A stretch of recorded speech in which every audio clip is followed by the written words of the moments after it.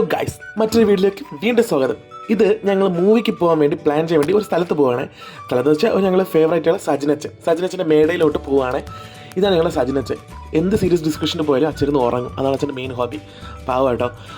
ഇതാ പിന്നെ സാജനെ കണ്ടില്ലേ, സാജന് സെയിം ഫേസ് കട്ടുള്ള ഒരു പുള്ളീനെ കിട്ടി. അത് വെച്ചോണ്ടിരിക്കുക. ഇത് ഞങ്ങൾ രാവിലെ അല്ല, വൈകുന്നേരം ഞങ്ങൾ പോവുകയാണ്. മൂവി കാണാൻ വേണ്ടിയിട്ട് പോവുകയാണ്. മാൾ ഓഫ് ട്രാവൻകൂറിലാണ് ഞങ്ങൾ പോകുന്നത്, പ്ലാൻ ചെയ്തിട്ടുള്ളായിരുന്നു. അങ്ങനെ തന്നെ കുന്നും മലയും താണ്ടിയൊക്കെയാണ് സജിനച്ഛൻ്റെ അടുത്ത് പോകുന്നത്. ചുമ്മാ കേട്ടോ. ഇത് അച്ഛൻ്റെ ഓഫീസ് ഡ്യൂട്ടിയൊക്കെ കഴിഞ്ഞിട്ട് അച്ഛൻ വരുവാണ് ക്ഷീണിച്ചിട്ട്. ആ വരവ് കണ്ടില്ലേ, ഒരു സെലിബ്രിറ്റീസ് ഒക്കെ ചാടി ഇറങ്ങുന്ന നമുക്ക്. അതെ, ഞങ്ങളൊരു കൊച്ചു സെലിബ്രിറ്റി കേട്ടോ അച്ഛൻ. പിന്നെ അച്ഛൻ ഫ്രഷ് ആവാൻ പോയി അച്ഛനെ വെയിറ്റ് ചെയ്തിരിക്കുന്നത് ഞങ്ങളുടെ കാണുന്നത്. പിന്നെ ഇതെൻ്റെ ബുജ്ജി.